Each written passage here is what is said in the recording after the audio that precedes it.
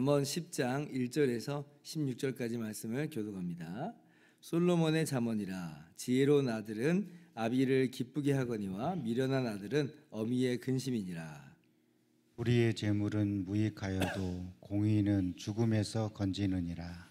여호와께서 의인의 영혼은 줄이지 않게 하시나 악인의 소욕은 물리치시느니라. 손을 게으르게 놀리는 자는 가난하게 되고 손이 부지런한 자는 부하게 되느니라. 여름에 거두는 자는 지혜로운 아들이나 추수 때에 자는 자는 부끄러움을 끼치는 아들이니라. 의인의 머리에는 복이 많아 악인의 입은 독을 머금느니라. 의인을 기념할 때에는 칭찬하거니와 악인의 이름은 썩게 되느니라. 마음이 지혜로운 자는 계명을 받거니와 입이 미련한 자는 멸망하니라. 바른 길로 행하는 자는 걸음이 평안하려니와 굽은 길로 행하는 자는 드러나리라. 눈짓하는 자는 근심을 끼치고 입이 미련한 자는 멸망하느니라. 의인의 입은 생명의 샘이라도 악인의 입은 독을 머금었느니라. 미움은 다툼을 일으켜도 사랑은 모든 허물을 가리느니라. 명철한 자의 입술에는 지혜가 있어도 지혜 없는 자의 등을 위하여는 채찍이 있느니라. 지혜로운 자는 지식을 간직하거니와 미련한 자의 입은 멸망에 가까우니라. 부자의 재물은 그의 견고한 성이요 가난한 자의 궁핍은 그의 멸망이니라. 의인의 수고는 생명에 이르고 악인의 소득은 죄에 이르느니라. 아멘. 할렐루야. 하나님의 크신 은혜와 평강이 오늘도 변함없이 여러분 가운데 가득 넘치기를 주님의 이름으로 축원합니다. 오늘부터 이제 우리가 다시 잠언 말씀으로 돌아왔습니다. 우리 지난번에 잠언 1장부터 9장까지 소위 잠언의 첫 단락 일부를 함께 우리가 나누었었죠. 그리고 이제 10장부터 22장 16절까지 솔로몬의 이 잠언 두 번째 단락이 이어지는 것입니다. 주석가들은 이 두 번째 단락의 본문들이 어떤 논리적 전개로 지금 기록된 그런 말씀은 아닌 것 같다. 이게 어떤 격언, 짧은 한 토막의 그러한 이 격언들로 좀 이루어졌다 이렇게 이해들을 합니다. 그래서 이게 앞문장과 뒷문장이 그렇게 연결되는 느낌이 있을 수도 있지만 또 없을 수도 있다. 그래서 조금 약간 산만해 보이는 이제 그러한 이 구간이다 이제 이야기를 해요. 그런데 이제 그러한 격언들이 이렇게 물론 그런 단점처럼 보일 수 있겠지만 장점이 있어요. 이게 어떤 장점이냐면 이렇게 단락이 있고 어떤 논리적인 전개에 의해서 구성이 되면 이렇게 막 따라가다가 잠깐 우리가 딴 생각을 딱 하면 놓쳐버리잖아요. 놓치고 난 다음부터는 그 다음에는 무슨 말인지 하나도 모르는 그런 일이 있을 수 있습니다.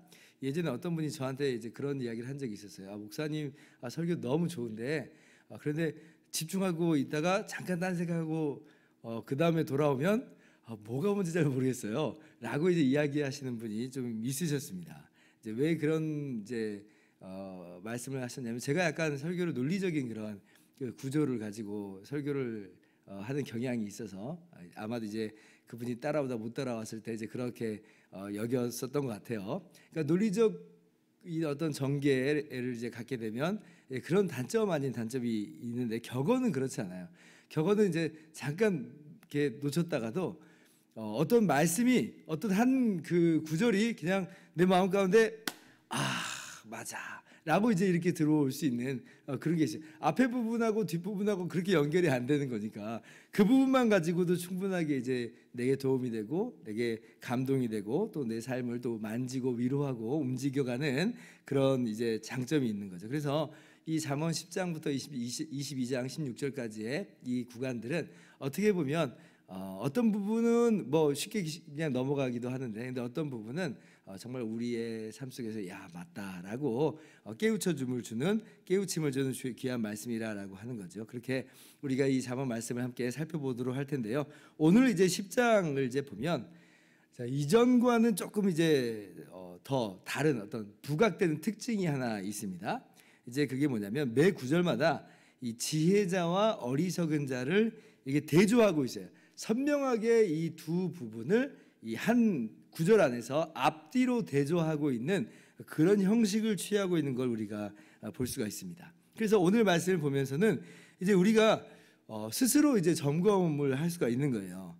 뭐 지혜자는 이렇고 미련한 자는 이렇고 이제 이러잖아요. 그러니까 읽으면서 나는 그럼 이제 지혜자인가 아니면 어리석은 자인가, 나는 어느 쪽에도 가까운가 스스로 이제 점검하고 진단을 이렇게 할 수가 있습니다. 그래서 읽다 보면 좀 막 찔리죠. 아이고, 내가 참 지금까지 어리석은 사람, 미련한 사람처럼 살았구나. 이제 그렇게 찔리면서 그래, 내가 지혜로운 사람으로서 좀 살아내겠다, 이렇게 좀 다짐하게 되는 그런 내용들로서 이루어지고 있다는 거죠.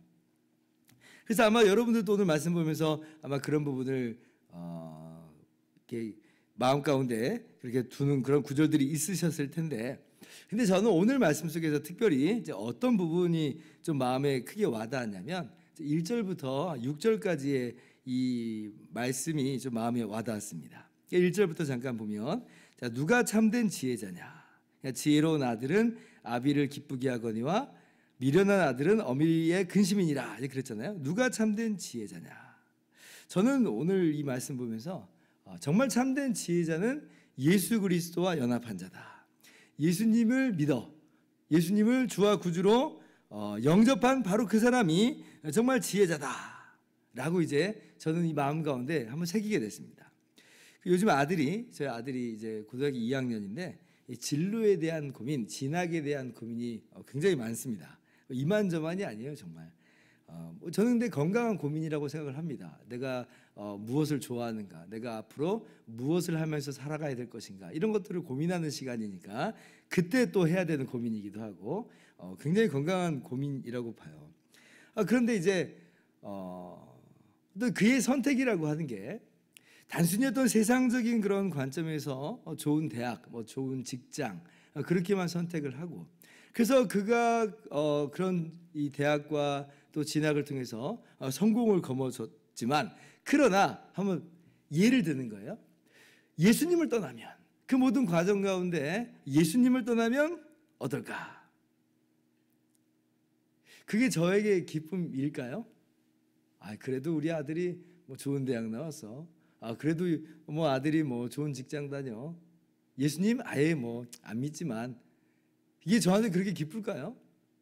저는 기쁘지 않을 겁니다. 그러니까 지금 이제 아마 그런 저희 가정의 배경이 있기 때문에 지혜로운 아들은 아비를 기쁘게 하거니와 미련한 아들은 어미의 근심이니라. 나 정말 이게 아들이 예수님 믿고 또 그 믿음에서 떠나지 않았으면 좋겠다. 한번 이렇게 저는 이제 적용이 되는 그런 말씀이었어요. 그러니까 세상의 어떤 그 성공이나 세상의 어떤 부귀를 쫓아가지 않았으면 좋겠다. 물론 예수님을 믿으면서 그렇게 하면야 뭐 상관이 없겠지만, 근데 일반 다른 세상 사람들처럼 그냥 그게 전부인 줄 알고 따라간다면 세상에 그것만큼 미련한 일은 없다라고 이제 생각이 되더라고요. 2절 보니까 불의의 재물은 무익하여도 공의는 죽음에 이르느니라. 왜 그래요? 세상의 부귀와 세상의 어떤 성공은 그의 이 영혼을 구원해낼 수 없고 건져낼 수 없다는 거예요. 그 많은 재물이 그의 인생 속에서 그의 영혼을 어떻게 건져내겠습니까? 시편 49편 8절 보면 그들의 생명을 속량하는 값이 너무 엄청나서 영원히 마련하지 못할 것입니다. 이렇게 말씀을 해요. 육체적 의미에서라고 한다면 뭐 사람도 사는 시대인데 사람의 생명을 사는 것처럼 보일 수 있을 겁니다. 오늘날 뭐 종은 없지만 돈만 안겨주면 그냥 종처럼 그 앞에서 무릎 꿇을 사람이 얼마나 많아요. 그러나 그 영혼은 속량할 수가 없는 거예요. 영혼은. 왜 그러냐면 이 땅에서 우리가 부귀와 성공이라고 하는 게 대단한 것처럼 보여도 아무리 길어봤자 이 한계가 있어요. 100년이라고 하는 시한이 정해져 있습니다. 그런데 우리 사람의 영혼이라고 하는 것은 죽음으로 끝나는 게 아니라 계속 소멸되지 않고 이게 있거든요. 하나님께서 영혼을 그렇게 불멸성을 부여하셨어요. 사라지지 않게 하셨어요. 그러면 이 땅에서 정말 그렇게 우리가 소중하게 여기고 있는 그 부귀와 성공이, 그 재물이, 그 영원한 이 소멸되지 않는 영혼을 그러면 살려낼 수 있는가? 못하죠. 왜냐하면 재물이라고 하는 건 이 땅에서 100년 동안의 우리의 삶 속에서의 유효한 그런 것들이기 때문에 그렇습니다. 그래서 이 땅에서의 재물들이 아무리 많다 할지라도 그것은 무익하다. 이 땅에서는 유익한 것처럼 보여도, 이것저것 할 수 있게끔 하는 것처럼 보여도, 영혼은 아무런, 영혼에 있어서는 영향력을 발휘할 수 없는 거예요. 그럼 영혼은 어떻게 해서만 사느냐라고 할 때에 의로 말미암아 삽니다. 의로. 의가 살리는 거예요. 그러면 이 의는 도대체 우리가 어떻게 획득하는가? 우리가 그러면 의로워야 죽음에서 생명으로, 영혼은 멸망에서 사망으로, 이 영생으로 오게 되는데, 어떻게 해서 우리가 의는 얻게 되는가? 제가 그래서 아까 얘기한 거예요. 지혜는 우리의 의가 되신 예수님을 믿는 것이다. 이게 진짜 참 지혜다. 우리 의롭지 않죠. 우리 매일매일 죄짓고 엉망진창의 삶을 살아갑니다. 그래서 사실 우리도 똑같이 영원한 멸망 가운데 있을 수밖에 없는 가련한 영혼들이에요. 그러나 예수님께서 우리를 위해서 대신 십자가에서 죽으심으로 우리의 모든 죄값을 다 치러주시고, 예수님이 친히 우리의 의가 되셔서 우리와 하나가 되어주시니, 그래서 우리가 의롭다함을 얻고 생명에 이르게 되는 거죠. 하나님께서 예수 그리스도 안에서 우리를 의롭다 하시고 우리에게 영생을 주세요. 3절, 여호와께서 의인의 영혼은 줄이지 않게 하시나 악인의 소욕은 물리치시느니라. 의인의 영혼, 우리는 의롭지 않지만 거저 의롭다함을 받은 우리를 주님께서는 끝까지 책임져 주십니다. 줄이지 않게 하세요. 우리의 영혼으로 참된 부요함으로, 참된 풍성함으로, 생명으로 가득하게 하여 주신다. 예수 그리스도 안에서. 저는 오늘 그래서 이 말씀이 우리의 의가 되신 예수 그리스도를 믿는 자야말로 정말 복받은 사람이다 라고 하는 그런 교훈으로서 다가왔어요. 4절 5절 봅니다. 자, 손을 게으르게 놀리는 자는 가난하게 되고 손이 부지런한 자는 부하게 되느니라. 5절 말씀 같이 읽습니다. 시작. 여름에 거두는 자는 지혜로운 아들이나 추수 때에 자는 자는 부끄러움을 끼치는 아들이니라. 자, 그래서 보세요. 이러한 이 복음이 우리에게 들려졌어요. 그러면 이 복음을 듣고 나도 예수님을 믿어야 되겠다. 이게 진짜 지혜자의 삶이겠잖아요. 지혜자의 모습이잖아요. 그런데 어리석은 사람들은 어때요? 아유, 뭐 예수님이 뭐 속히 오신다고 하지만, 뭐 심판이 있다고 하지만, 아유 뭐 곧 오겠어. 조금 더 나는 이렇게 살아도 괜찮을 거야 라고 하면 그게 진짜 어리석은 사람인 거예요.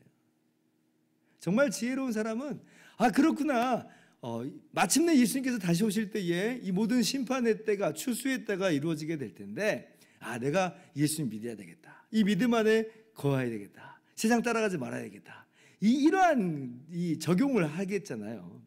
그런데 까맣게 그냥 그 부분을 놓쳐버리고 망각해버리고 그냥 이 땅에서 그래도 조금 더 내가 살아보겠다고, 나중에 나 예수님 믿겠다고, 성공하면 예수님 믿겠다고 라고 한다면 그 사람은 정말 어느 날 갑자기 주님 다시 오실 때에 많은 수치와 부끄러움, 죄악 가운데 멸망함을 당하는 겁니다. 그래서 우리의 삶은 어떤 삶이어야 되느냐? 지혜로운 삶이어야 되잖아요.